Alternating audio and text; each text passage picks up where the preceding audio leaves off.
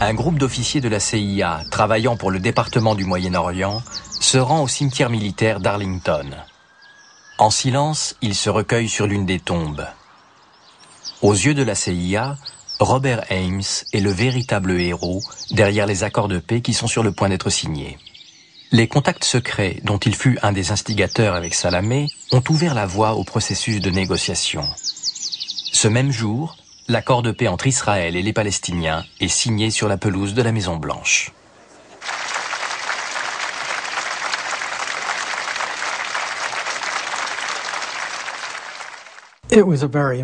C'était un moment extrêmement important auquel notre gouvernement travaillait depuis un bon moment.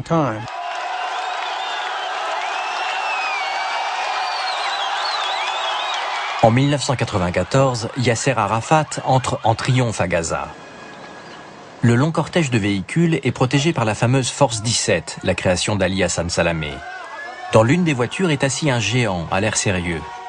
Cet homme a été expulsé de Palestine 5 ans plus tôt, après avoir passé 17 ans en prison pour terrorisme.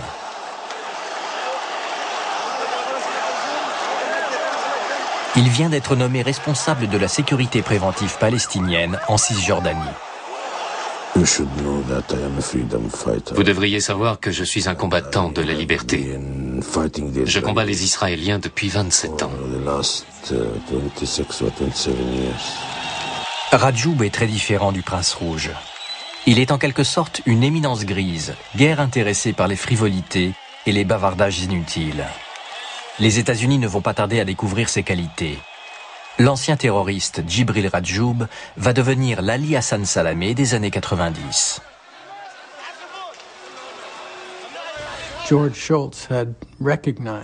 George Shultz avait reconnu que l'absence de communication entre les États-Unis et la direction palestinienne constituait un handicap ainsi qu'un obstacle au processus de paix.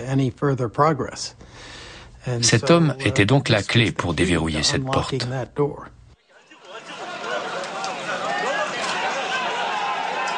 L'accord stipule que le service de sécurité de Radjoub doit coopérer avec Israël et les États-Unis dans leur combat contre les opposants à la paix, en premier lieu le mouvement islamiste du Hamas.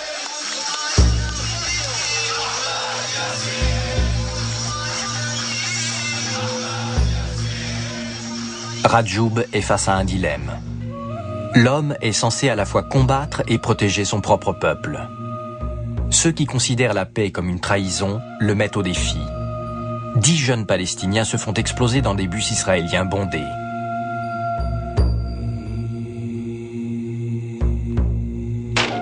Les colons israéliens prennent les armes et attaquent des civils palestiniens.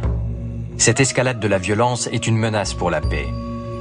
Selon Dennis Ross, ancien négociateur américain chargé du processus de paix au Proche-Orient, c'est ce qui explique pourquoi la CIA a de nouveau joué un rôle de premier plan. Après l'explosion de 4 bombes en l'espace de 9 jours, nous redoutions que le processus de paix soit définitivement enterré. Nous avons alors reçu l'engagement d'Arafat de faire le nécessaire. En retour, nous lui avons demandé de quel type d'aide il avait besoin en lui disant que nous étions prêts à la lui fournir.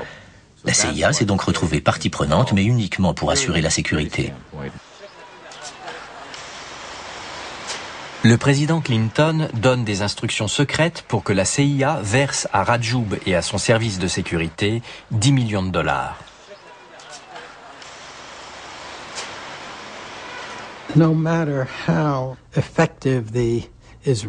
Les services de sécurité israéliens ont beau être efficaces, il est absolument nécessaire d'avoir des officiers de sécurité palestiniens capables de s'infiltrer au sein de la communauté palestinienne si l'on veut vraiment contrôler le terrorisme.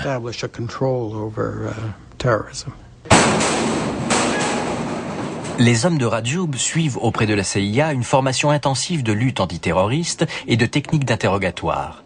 L'entraînement produit les effets escomptés. Les forces de sécurité de Radjoub attaquent avec virulence les cibles désignées par la CIA et par Israël. Le Hamas doit être détruit.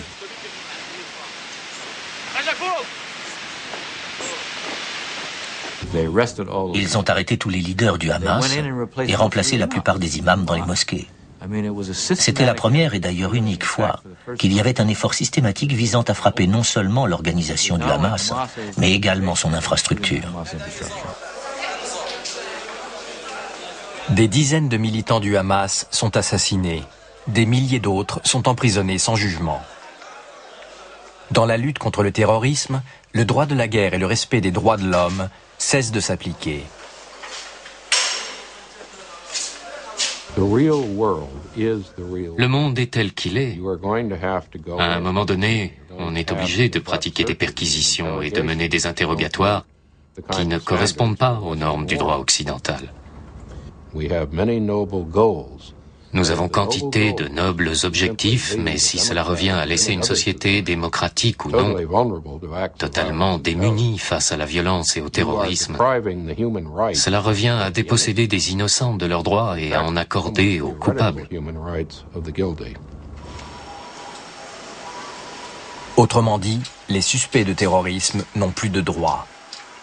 Avec l'approbation des États-Unis, Rajoub et l'autorité palestinienne violent systématiquement les droits de l'homme.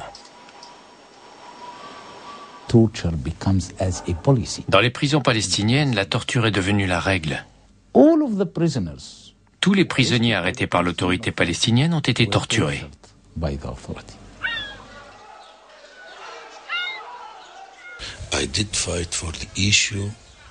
Je me suis battu pour assurer la stabilité et la sécurité, afin de faire progresser le processus de réconciliation entre nous et les Israéliens.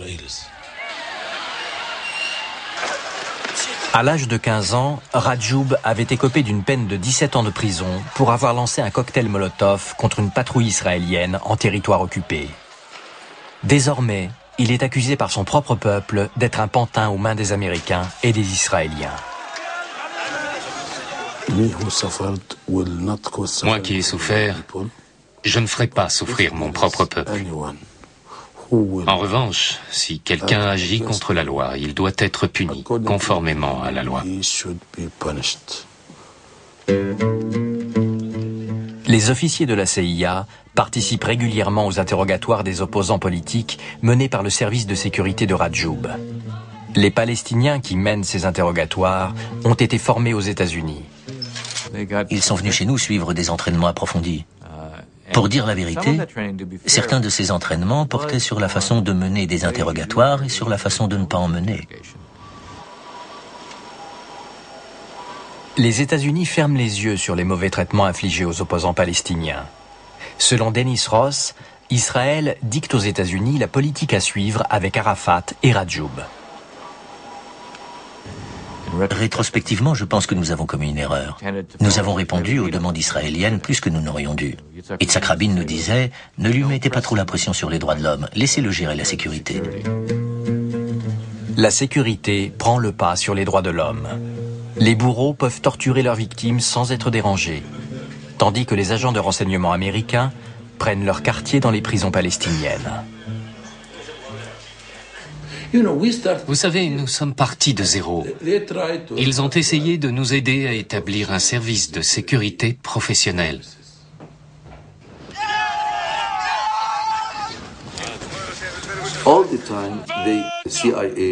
La CIA essaie tout le temps de créer une guerre civile en Palestine, en encourageant certains Palestiniens à en attaquer d'autres, en leur apprenant à réprimer les organisations palestiniennes qui réclament l'indépendance et la paix pour les Palestiniens. Rantisi défendait les attentats suicides. Peu de temps après cette interview, il sera tué lors d'une attaque israélienne en hélicoptère.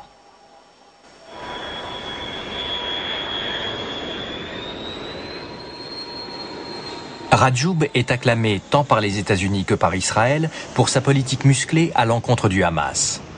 Des centaines d'attentats suicides sont ainsi empêchés entre 1997 et 1999.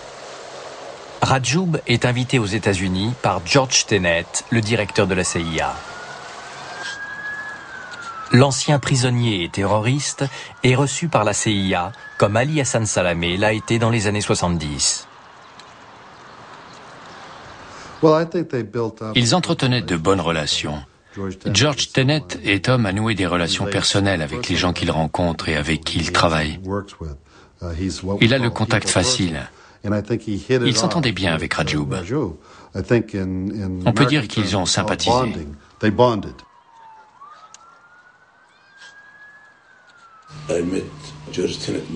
J'ai rencontré George Tenet de nombreuses fois. Notre relation était idyllique. Et comme je vous l'ai dit, les Américains faisaient des efforts et tenaient à mener le processus de paix à son terme. Nous avons développé, quand je dis nous, je parle du gouvernement américain, beaucoup de confiance dans notre relation avec Rajoub.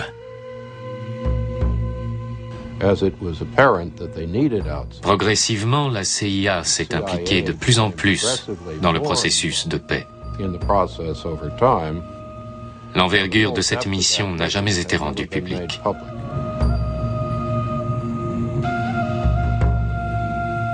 Un chauffeur de taxi de Bethléem révèle l'étendue des programmes secrets d'entraînement organisés par la CIA.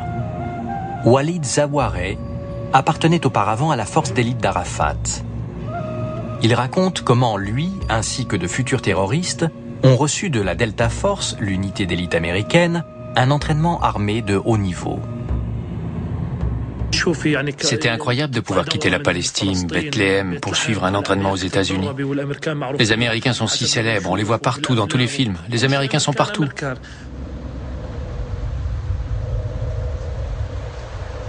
Au moins 40 Palestiniens sont invités dans les camps de la CIA en Virginie. Walid emporte avec lui un appareil photo de poche, ainsi que plusieurs calepins.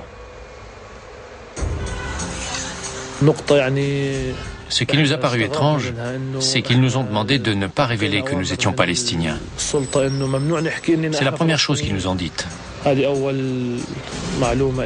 Si on nous posait des questions, nous devions répondre que nous étions des basketteurs jordaniens.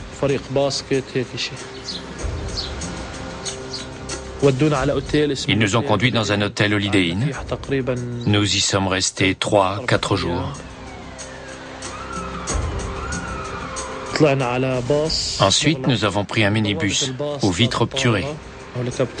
En sortant du bus, nous sommes montés directement dans un hélicoptère. Mais c'était comme dans le bus. Nous ne pouvions pas voir dehors.